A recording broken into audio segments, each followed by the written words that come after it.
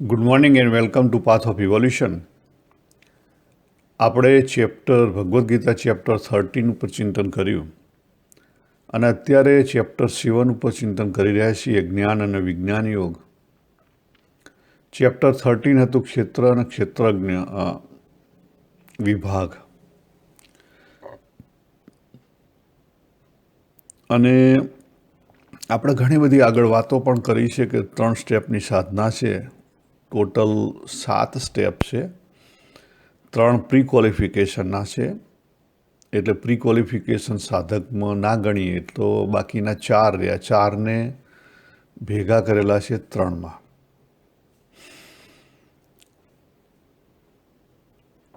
તો જનરલી આપણે જોઈએ છીએ કે નેગેટિવમાંથી પોઝિટિવ બનો, કારણ કે દરેક જગ્યાએ ભગવાને પણ એ જ વાત કરેલી છે કે સાધના પોઝિટિવ દૃષ્ટિકોણથી જ શરૂ થાય. એટલે પહેલો પોઝિટિવ દૃષ્ટિકોણ જોઈએ અને પછી જે મેની બિલીફ છે એને ઓછી કરવાની છે. બરાબર.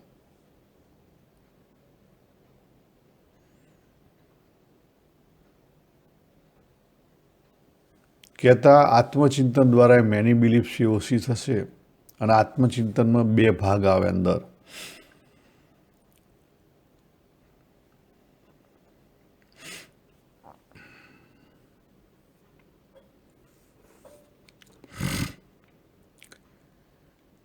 અને છેલ્લે સ્ટેપ 3 છે પૂર્ણપણું. બરાબર. એટલે સ્ટેપ 3 પૂરું થાય એટલે પૂર્ણપણાની અનુભૂતિ થાય. સ્ટેપ 3 એની ઉપર છોડી દેવાનું છે, પણ જે આત્મબોધ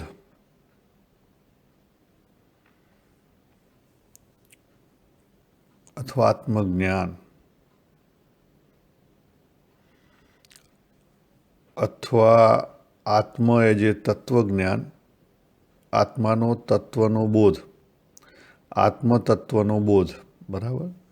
અને જગતના તત્વનો બોધ. તત્વના બોધથી જ આપણે ફાઇનલ પરમાત્માના તત્વબોધ સુધી પહોંચી શકાય.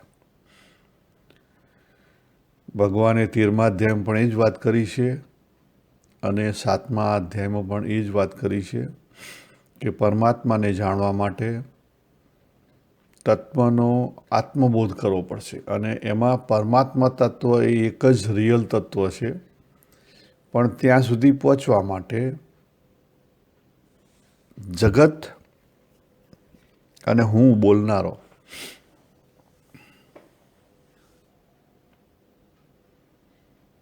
આ બંનેને જાણવું પડશે. તો એ જ 3 સ્ટેપની સાધનાના આજે આપણે ડિટેલથી જોઈએ છીએ. અને કે બિલીફ લેવલ એ શું છે, તો નેગેટિવથી પોઝિટિવ, મેની ટુ લેસ અને ડિઝોલ્વ ઓલ બિલીફ, નો બિલીફ. મેથડો કઈ આવે?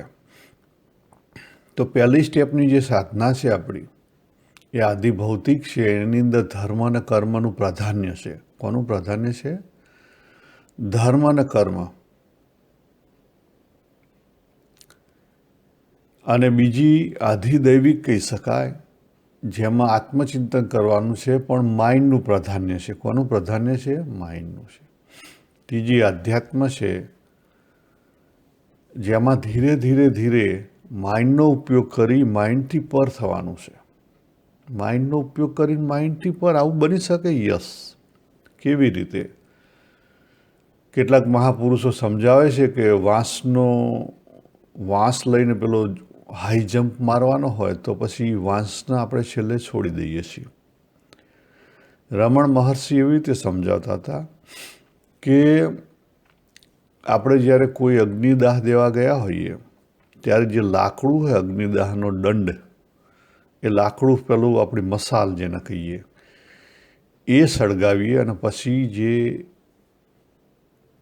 શમશાનમાં જે આપણે લાકડા ગોઠવ્યા હોય એને સળગાવીએ અને પછી છેલ્લે એ જે આપણી જોડે મસાલ છે એને પણ એની અંદર નાખી દઈએ છીએ. ત્રીજું એક્ઝામ્પલ આપું કે પાણીમાં પડી ગયા તો પાણીની મદદથી બહાર નીકળવાનું છે. સમજી લો. એટલે આપણે કંઈ બીજું નવું નથી કરવાનું, પણ આપણને નવું કરવાની બહુ પેલી ખુજલી હોય એટલે તકલીફ થાય. હવે એમાં બુદ્ધિ જોઈએ તો પહેલી જે સ્ટેપ સાધના છે સગુણ સાકારની, એમાં દેહ બુદ્ધિ અગત્યની છે. એમાં દેહ ભાવમાંથી આપણને ક્યાં કાઢે છે? જીવ ભાવમાં. બરાબર. એટલે સગુણ સાકારમાં રિયલ આ વર્લ્ડ છે કેવું છે? રિયલ છે. આ મુખ્ય બિલીફ છે. સગુણ સાકારમાં મુખ્ય બિલીફ શું છે? હું દેહ છું અને જગત રિયલ છે. સગુણ નિરાકારમાં શું છે? તો માઇન્ડનું પ્રાધાન્ય છે. એટલે જીવ એ રિયલ છે. વર્લ્ડ તો રિયલ છે પણ જીવનું મહત્વ વધારે છે અને ત્યાં જીવ બુદ્ધિ છે. જ્યારે આધ્યાત્મની અંદર ભગવાન રિયલ છે, જીવ અને જગતનું મહત્વ નથી. ત્યાં કોણ રિયલ છે? ભગવાન રિયલ છે. અને ત્યાં જે મેઇન સાધના છે એ જે તત્વ છે પરમાત્માનું નિર્ગુણ નિરાકાર, એને સમજવાનું છે, એનો આત્મસાત કરવાનો છે.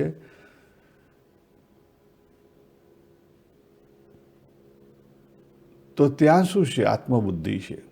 જો આત્મબુદ્ધિ આ લેવલે સમજાય, નિર્ગુણ નિરાકાર લેવલે, તો જગત છે એની સાથે પણ આપણને આત્મબુદ્ધિ થઈ શકે. એટલે ત્રીજા લેવલમાં માત્ર નિર્ગુણ નિરાકાર નથી. ત્રીજા લેવલે શું છે? સગુણ સાકાર પણ છે, સગુણ નિરાકાર પણ છે અને નિર્ગુણ નિરાકાર પણ છે. પણ મહત્વ કોને છે? દેહ બુદ્ધિ પણ, એટલે કહેતા કે વર્લ્ડ ઇઝ રિયલ, એ પણ છે. જીવ બુદ્ધિ કહેતા જીવા ઇઝ રિયલ, એ પણ છે. પણ મહત્વ કોને છે? આત્મબુદ્ધિને, કે પરમાત્મા ઇઝ રિયલ. ખ્યાલ? આ વેલ્યુ સિસ્ટમ હરખી ગોઠવાય તો આપણો ઉકેલ આવે. આપણે શું થાય છે કે આપણે જીવા લેવલે વેલ્યુ સિસ્ટમ ચેન્જ નથી કરી શકતા. એ આપણી ખામી છે. જીવા લેવલે, જીવ લેવલે આપણે વેલ્યુ સિસ્ટમ ચેન્જ કરી શકતા નથી. કેમ? તો આપણે ગમે તે મેથડમાં ફસાઈ ગયેલા હોઈએ, અથવા આપણે અધૂરું કામ કરતા હોઈએ, અધૂરી મેથડ કરતા હોય, અધૂરી સમજણ હોય.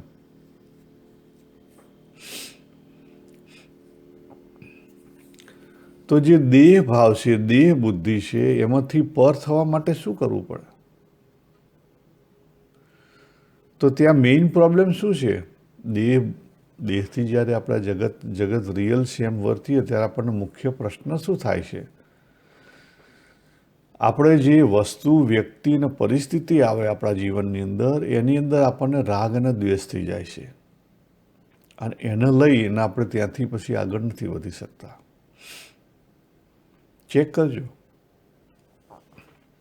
અત્યારે આજની દુનિયાનો સૌથી મોટામાં મોટો, ઇવન રિલિજિયસ પાથમાં સૌથી મોટામાં મોટો જો પ્રશ્ન હોય તો સ્ટેપ નંબર 1ની સાધનાનો જે મેઇન પ્રોબ્લેમ છે, હું સ્વામિનારાયણમાં જાઉં તો હું હાર્ડકોર સ્વામિનારાયણ થઈ ગયો, હું હિન્દુમાં જાઉં તો હાર્ડકોર હિન્દુ થઈ ગયો. માન હું હિન્દુ એ પ્રમાણે ના રહું હાર્ડકોર હિન્દુ તો બીજા લોકો મને કાઢી મૂકે અને સોસાયટીમાં જીવવું અઘરું પડે. એટલે ના છૂટકે મારે એ લોકોની હામાં હા ભણાવવી પડે. આ મોટો પ્રોબ્લેમ છે. ગઈકાલે જ મને ભાવેશભાઈ આની વાત કરતા હતા. સ્ટેપ 2માં આપણે શું, કેમાં ફસાઈએ છીએ? રાગ અને દ્વેષ તો છે પણ મોર માઇન્ડ રિલેટેડ, કહેતા ગુણ રિલેટેડ રાગ અને દ્વેષમાં આપણે ફસાઈ જઈએ છીએ. ગુણ રિલેટેડ? યસ, ગુણ રિલેટેડ. આપણે પુરવાર કરવા જઈએ છીએ કે આ સારું છે, આ ખરાબ છે, તર્કથી. પણ દરેક વસ્તુ સારી ને ખરાબ એક સ્ટેન્ડિંગ પોઈન્ટથી છે. હવે આપણને ફાયદો શું થાય છે એ જોઈએ, ગેઇન. તો પહેલી જે સગુણ સાકારની આપણી જે કંઈ સાધના છે, વર્લ્ડ ઇઝ રિયલ છે, એમાં મોટો ફાયદો આપણને એ છે, નેગેટિવમાંથી પોઝિટિવમાં જઈએ એટલે ગુડ સિટીઝન બનીએ. બીજી વસ્તુ, આપણા જે પાસ્ટ કર્મા છે, બરાબર, એને આપણે સાચી રીતે જો કર્તવ્ય કર્મ કરીએ તો એક્ઝોસ્ટ થાય. સ્ટેપ નંબર 2માં શું છે કે જો આપણે સમજીએ કે જીવ નથી પણ જીવન છે, જીવ નથી પણ જીવન છે, જો આ વસ્તુ સમજાય તો જે કર્મનું બોન્ડેજ છે એમાંથી આપણે દૂર પર થઈ શકીએ. સાચી રીતે કર્મ થાય તો કર્મના બોન્ડેજમાંથી આપણે પર થઈ શકીએ.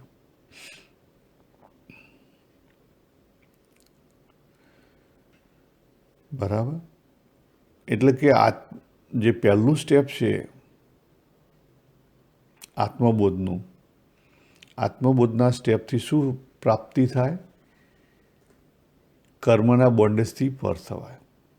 અને સ્ટેપ નંબર 3માં શું થાય? વાસુદેવ સર્વમ થઈ જાય.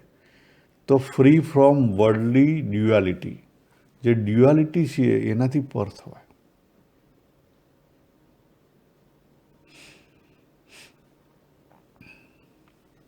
આ એન્ડ રિઝલ્ટ છે.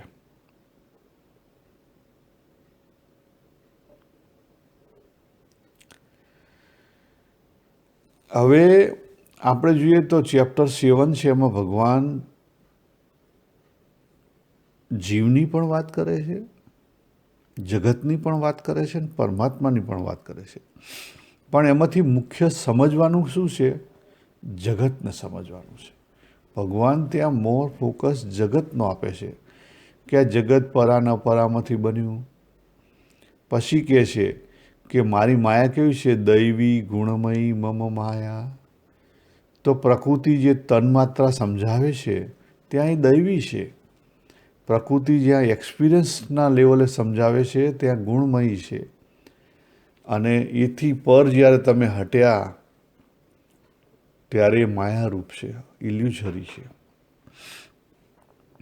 બરાબર. આગળ જોઈએ ચેપ્ટર 13માં,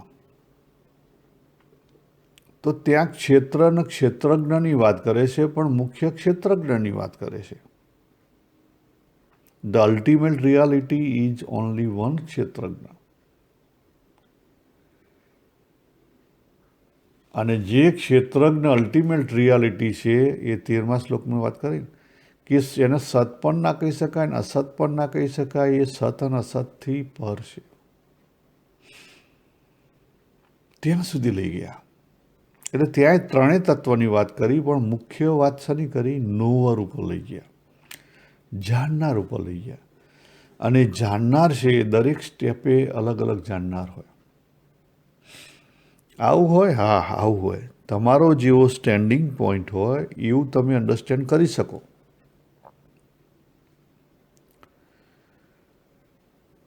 એક્ઝામ્પલ આપશો? તમે રોજ નજર જુઓ છો.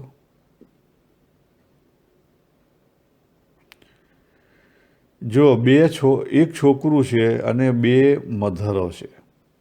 એ છોકરાની બંને મધર નથી, પણ બંનેનું સ્ટેટસ મધર તરીકેનું છે. એમાં એક લેડી છે, એનું એ છોકરું છે. તો જો બંનેના સ્ટેન્ડિંગ પોઈન્ટ ઉપરથી શું હશે?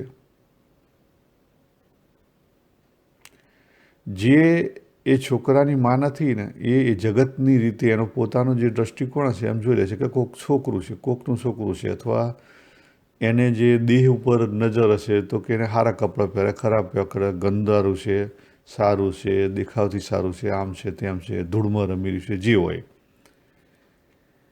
જ્યારે એની માં છે એનો દ્રષ્ટિકોણ અલગ હશે.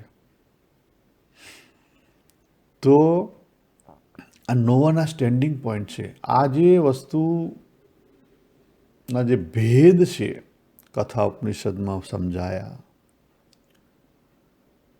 ભગવદ્ ગીતામાં સમજાયા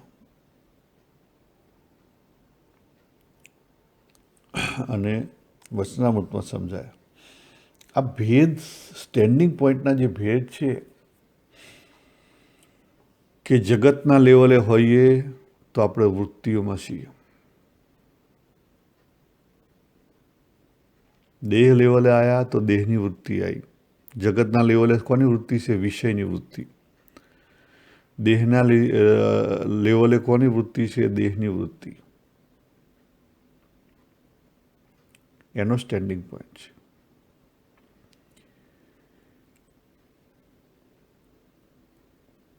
એટલે કે જ્યારે આપણે જગતના વિષયના લેવલે હોઈએ, વિષયની વૃત્તિ હોય, ત્યારે આપણું ઇન્દ્રિયોનું પ્રાધાન્ય હોય. દેહ ઉપર આપણી વૃત્તિ હોય ત્યારે આપણા અહમ જે કહીએ, અહંકાર, વૃત્તિરૂપ જે અહંકાર છે એનું પ્રાધાન્ય હોય. એથી હટ્યા તો પાસ્ટ મેમરી, ચિત્તરૂપ એનું એ વૃત્તિનું પ્રાધાન્ય હોય. એથી આગળ હટ્યા તો મન લાઇક અને ડિસલાઇકની વૃત્તિનું પ્રાધાન્ય હોય. એથી આગળ હટ્યા તો બુદ્ધિ, તર્ક, બિલીફ, વેલ્યુ સિસ્ટમ એનું પ્રાધાન્ય હોય. અને એથી આગળ ગયા ત્યારે જીવ લેવલે પરા ન પરા કોની વેલ્યુ છે એના આધારે દૃષ્ટિકોણ હોય. તો આ વસ્તુ આપણે જાતે સમજવાની છે, આપણા અનુભવમાંથી સમજવાની છે.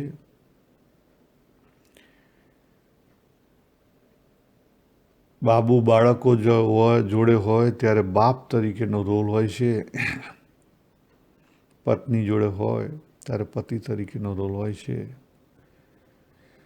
પણ બાળકો સાથે હોય પણ છતાં જો ક્રોધી બન્યો તો પછી એ રિયલ બાબુ નથી, પિતા નથી, એ ક્રોધી થઈ ગયો. શું થઈ ગયો? ક્રોધી થઈ ગયો. એનામાં ડિફોર્મેશન આવી ગયું, એનું સ્ટેન્ડિંગ પોઈન્ટ બદલાઈ ગયો. આ વસ્તુ સમજવાની છે. એ જ રીતે ચેપ્ટર 15 પણ એની રીતે કમ્પ્લીટ છે. અને ચેપ્ટર 15ને તો કમ્પ્લીટ કહેવામાં પણ આવ્યું છે, શાસ્ત્રોએ પણ કહ્યું છે. એની અંદર પહેલું જગતને આવરી લીધું, પછી જીવને આવરી લીધો, અને પછી છેલ્લે ભગવાને 15મા અધ્યાયના 15મા શ્લોકમાં સ્ટેટમેન્ટ આપી દીધું કે અહમને ઓળખો. ઓળખીને એક જ વસ્તુ કરવાની છે. અહમ કોણ છે? આજ અંદરથી જે બોલી રહ્યું છે, બરાબર, એ જે આધારરૂપ અને પ્રકાશક રૂપ જે તત્વ છે એ કોણ છે એને ઓળખો.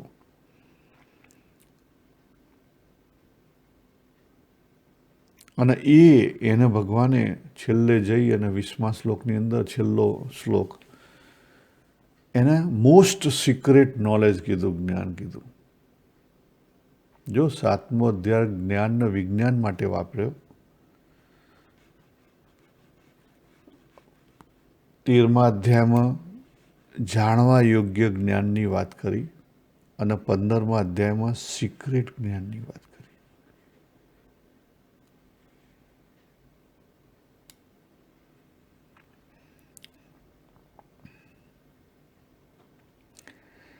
ખાલી માત્ર પરા ન પરા સમજાય એ જ્ઞાન છે,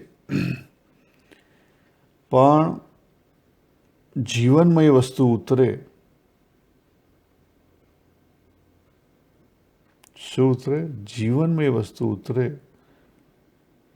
તો પછી એ જ્ઞાન છે એ વિજ્ઞાન થઈ જાય. એક્સપિરિયન્સ રૂપ છે. આપણે એક્સપિરિયન્સથી એને મેળવવાની છે, એને સમજવાની છે. તત્વબોધથી એને સમજવાની છે. તત્વબોધ એટલે એક્સપિરિયન્સ. સ્વ અનુભૂતિ કરવાની છે, એટલે કે થિયરી અને પ્રેક્ટિકલ. પ્રેક્ટિકલ એટલે વિજ્ઞાન, થિયરી એટલે જ્ઞાન. હવે આપણે આગળ જોઈએ કે પહેલા સ્ટેપે આપણો પ્રોબ્લેમનું સોલ્યુશન શું હતું, તો એ પણ ભગવાને આપેલું જ છે. તો આપણી જે દેહ બુદ્ધિ છે એને લઈ અને દેહાભિમાન ઊભું થાય એ આપણો પ્રોબ્લેમ છે.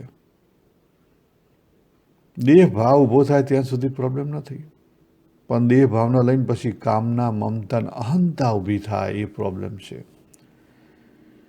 અને સોલ્યુશન શું છે? ક્ષમતા છે. અને આ મોટા ભાગે આ ખેલ ક્યાં ખેલાય છે? બોડી અને પ્રાણ લેવલે. કયા લેવલે? બોડી અને પ્રાણ લેવલે. બીજું સ્ટેપ છે એમાં જીવ ભાવ છે. એનો પ્રોબ્લેમ કયો છે? જીવ અભિમાન. જીવાભિમાન એ એનો પ્રોબ્લેમ છે. અને એને લઈને શું થાય છે? મમતા થાય છે. પણ મમતા કેવી છે? ઇલ્યુઝરી છે. તો એનું સોલ્યુશન સમતા. અને બીજી વસ્તુ, મમતાનું સોલ્યુશન સમતા છે, પણ ઇલ્યુઝનનું સોલ્યુશન શું છે? ક્લેરિટી. ક્લેરિટી જોઈએ. ક્લેરિટી અને જ્ઞાન. જે તત્વનું જ્ઞાન છે એની અંદર ક્લેરિટી જોઈએ. અને છેલ્લામાં ત્રીજા સ્ટેપમાં પ્રોબ્લેમ છે? હા, છે. જો સાચી રીતે ના સમજાય તો અહમ બ્રહ્માસ્મિ થઈ જાય એકલું. પણ એકલું અહમ બ્રહ્માસ્મિ નથી સમજવાનું. સર્વમ ખલવિદમ બ્રહ્મન અથવા વાસુદેવ સર્વમ એ અગત્યનું છે. શું અગત્યનું છે? વાસુદેવ સર્વમ એ અગત્યનું છે.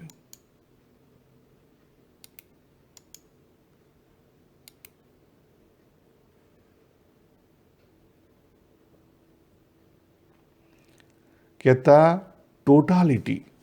ટોટાલિટીનું એક્સેપ્ટન્સ થવું જોઈએ. અને એક્સેપ્ટન્સ પછી સહજતા રહેવી જોઈએ. જો એક્સેપ્ટન્સ થાય તો સહજતા સહેજે રહે.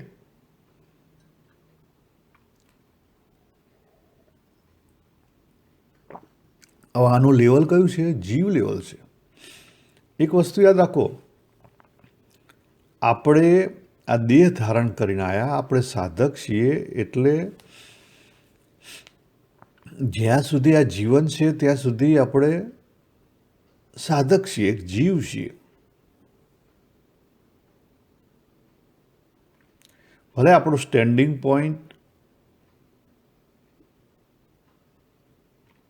આપણા આત્માનો હોય, બ્રહ્માંડનો હોય, પણ આ લોક છે.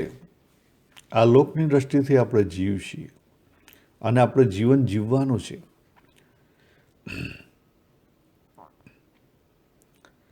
તમે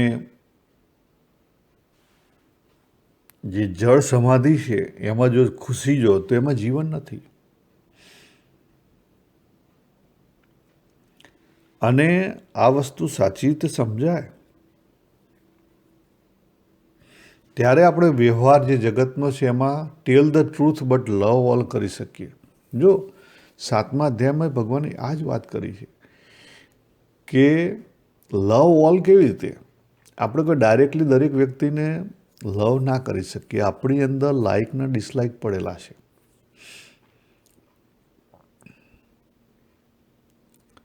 પણ જે તન્માત્રા રૂપ છે એને એક્સેપ્ટ કરી અને આપણે એ જે વ્યક્તિ છે એની અંદરથી પરમાત્મા તત્વ તન્માત્રા રૂપ પરા ને અપરા પ્રકાશિત થઈ રહી છે. કોણ થઈ રહ્યું છે? પરા ને અપરા પ્રકાશિત થઈ રહી છે. એને જોઈએ તો આપણને એની સાથે કોઈ રાગ કે દ્વેષ ના રહે. લવ કરો મીન શું છે? કે નો રાગ, નો દ્વેષ.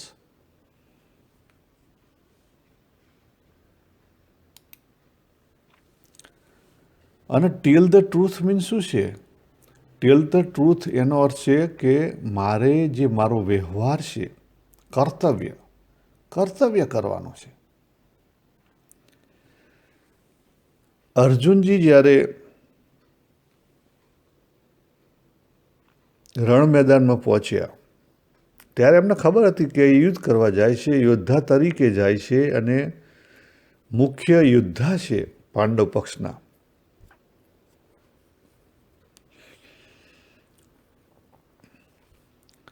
પરંતુ જ્યાં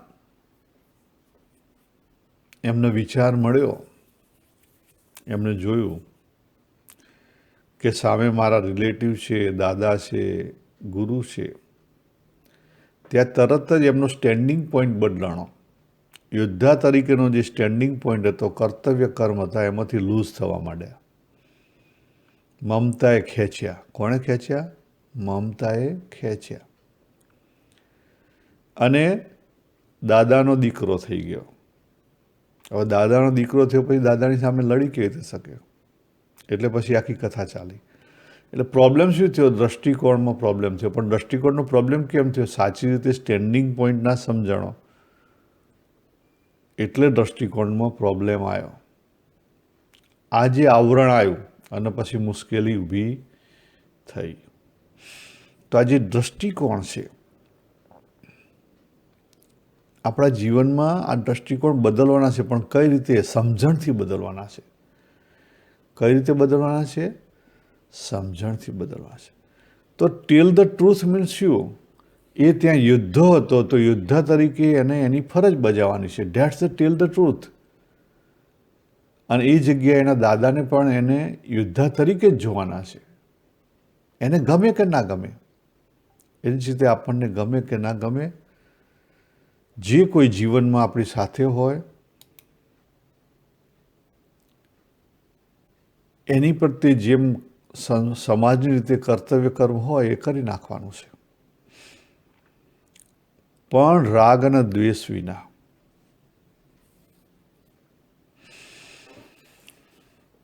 કર્તવ્ય કર્મ વિધાઉટ રાગ અને દ્વેષ equal to tell the truth but love all. એટલે ટોટાલિટી, સમગ્રની સમજણ એ સાચી સમજણ છે. અને સમજણ આવે તો સહજતા આવે, પૂર્ણપણું આવે. હવે બહુ જ ટૂંકમાં થોડુંક આપણે આપણી જાતે જે અપનાવવાનું છે, એમાં સપોઝ તો હું એજ બાબુ, મારું જે જીવન છે અને એમાં જે એક્સપિરિયન્સ મને થઈ રહ્યા છે એ અલગ અલગ લેવલે થઈ રહ્યા છે. કયા કયા લેવલે થઈ રહ્યા છે એને આપણે 5 જે ડિફરન્ટ લેયર છે, 7મા અધ્યાયના 13મા અધ્યાય ઉપરથી અને 15મા અધ્યાય. 13મા અધ્યાયમાં માત્ર આ 5 લેવલમાં નોવરને જાણવાનો છે. 15મા અધ્યાયમાં ખરાઈ કરવાની છે, અહમની ખરાઈ કરવાની છે. તો સૌથી પહેલું આપણું ટોપ લેવલ જોઈએ કે લાઈફ છે પણ કોઈ આઈડેન્ટિટી નથી. આપણે આઈડેન્ટિટીની જરૂર પણ નથી. જ્યારે જરૂર ના હોય ત્યારે એનો ઉપયોગ નહીં કરો. Just a life. તમે દરિયા કિનારે એકલા બેઠા હોય ત્યાં તમને આઈડેન્ટિટીની જરૂર છે? તમે ક્યાંક નેચરલમાં ફરવા ગયા, એકલા એકલા ફરી રહ્યા છો, ગુણગુણા રહ્યા છો, મસ્ત છો, તમારે કોઈ આઈડેન્ટિટીની જરૂર છે? તમે તમારા કામની અંદર મશગુલ છો 100% માઇન્ડફુલનેસથી વર્તી રહ્યા છો, ત્યાં તમને આઈડેન્ટિટીની જરૂર છે? ના. સો લાઈફ વિધાઉટ એની આઈડેન્ટિટી એ કેવું છે? પ્યોર અહમ છે. પણ એમાં શું છે? અહમ એ બોલાતું નથી. પ્યોર અહમ છે પણ અહમ બોલાતું નથી. તો એને કેવું કહી શકાય? બિયોન્ડ અહમ એન્ડ ઇદમ. કેવું કહી શકાય? બિયોન્ડ અહમ એન્ડ ઇદમ. હવે એથી નીચે ઉતરો. લાઈફ છે, આપણે એક્સપિરિયન્સના લેવલે છીએ.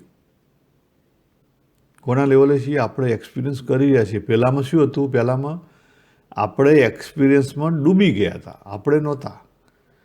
અહીંયા એક કરનારો છે, નોવર છે. જો અહીંયા બીજા લેવલે નોવર ઊભો થયો. પહેલા લેવલે માત્ર અહમ હતો, પણ અહમ પણ કેવો હતો? ઓગળી ગયેલો હતો. બીજા લેવલે નોવર ઊભો થયો. બે ઊભા થયા. પહેલા લેવલે કે નહોતો, બીજા લેવલે કે આયા. એક એક્સપિરિયન્સ કરનારો ઊભો થયો. પણ એમાં રોલના રિએક્શન નથી. એક્સપિરિયન્સ થઈ રહ્યો છે, એક્સપિરિયન્સનું જાણપણું થઈ રહ્યું છે, એટલે કે ઇક્વલ ટુ કે થયું. નોવર છે, પણ જે નોન અને નોવર બે કેવા છે? એક થઈ ગયેલા છે, જાણે છે. કોસ્મિક બાબુ. કેવો? કોસ્મિક જીવ, તન્માત્રા રૂપ જીવન છે એ જોઈ રહ્યો છે. ત્રીજા લેવલે life as a experience but without role and reaction.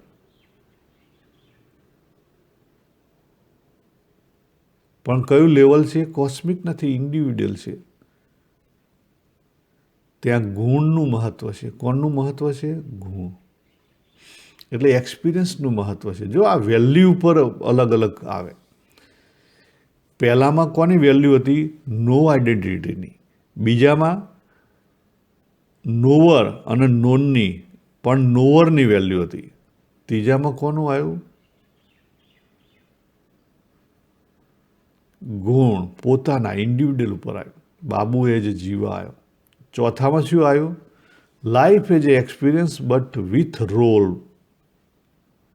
Role ત્યાં છે, બટ વિધાઉટ રિએક્શન.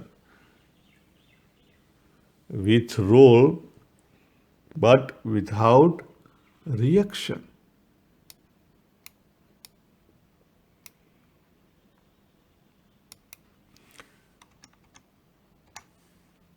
તો ત્યાં શું થઈ ગયું? એ જે ગુણમયી હતી, દૈવી હતી, એ માયા રૂપે આવી. ત્યાં આપણે રોલ ભજવવાનો છે. બાબુ એ જે ફાધર, હસબન્ડ, ઓફિસર. ત્યાં આપણું ફોકસ કોની ઉપર હશે? કર્મ અને ધર્મ ઉપર. કે ધર્મ મુજબ આપણે કર્મ કરીએ. કેમ? આ સોસાયટીમાં શાંતિથી જીવી શકાય. અને છેલ્લે જોઈએ, life as a experience with reaction. જો રોલ નથી રહ્યો, આપણે રિએક્શનમાં આવી ગયા. શેમાં આવી ગયા? રિએક્શનમાં આવી ગયા. અવિદ્યા, આવરણ અને વિક્ષેપના લેવલમાં આવી ગયા. અવિદ્યા, કામ, કર્મ. તો આપણે કેવા થઈ ગયા? વિકારી થઈ ગયા. કામ, ક્રોધ, લોભ, મોહ, મદ, મત્સર, ઈર્ષા. તો આ વસ્તુ આપણે જાતે અનુભવમાંથી સમજવાની છે. અને આ સમજાય તો ઉકેલ આવે. છેલ્લે તમને કહી દઉં કે લાઈફ ઇઝ એ ટોટાલિટી છે. લાઈફ ઇઝ ઇમ્પોર્ટન્ટ છે. લાઈફ એ અગત્યનું છે. ખ્યાલ આવ્યો? જીવન અગત્યનું છે. જીવ અગત્યનો નથી. આત્મા અગત્યનો નથી. દેહ અગત્યનો નથી. જીવન અગત્યનું છે. આપણે જીવ બન્યો છે, જીવન જીવવા માટે બન્યો છે. શેના માટે બન્યો છે? જીવન જીવવા માટે બન્યો છે. પરા, પશ્યંતી, મધ્યમ અને વૈખરી આવી છે. કેમ? જીવનના અનુભવ માટે આવી છે. પરાશક્તિ ચિત્ત શક્તિ બની. ચિત્ત શક્તિમાંથી પ્રાણ શક્તિ થઈ. પ્રાણ શક્તિમાંથી ઈચ્છા શક્તિ, જ્ઞાન શક્તિ અને ક્રિયા શક્તિ. આ શાના માટે છે? એક્સપિરિયન્સ માટે છે, જીવન માટે છે. પણ ખોટા એક્સપિરિયન્સ નથી કરવાના. આપણે ખોટામાં પકડાઈ ગયા તો ગયા. ભગવાને જીવન આપેલું છે, પણ સાચે બુદ્ધિ આપી છે. એને સાચી રીતે જીવવાનું છે.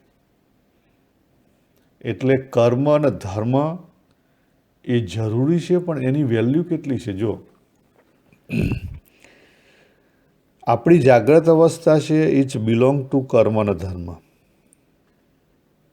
સ્વપ્ન અવસ્થા બહુ નાની છે, સુષુપ્તિ અવસ્થા સ્વપ્ન કરતાં મોટી છે. એટલે લાઈફનો 50% ભાગ આપણી જાગ્રત અવસ્થાથી હોય. એ કર્મ અને ધર્મ મુજબ આપણે જીવવાની છે. પણ કર્મ અને ધર્મનું ત્યાં વેલ્યુ નથી. જો કર્મ અને ધર્મ મુજબ જીવવાની છે, પહેલું સ્ટેપ. પણ વેલ્યુ કોની છે? સ્ટેન્ડિંગ પોઈન્ટ ત્રીજા સ્ટેપનો રાખવાનો છે.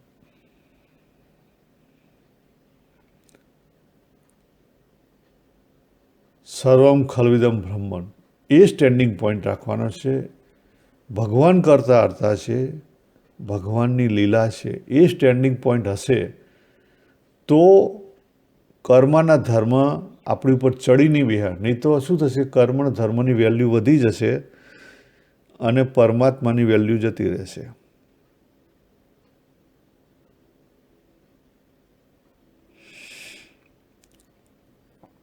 તો વચ્ચે જીવ કેમ આવ્યો?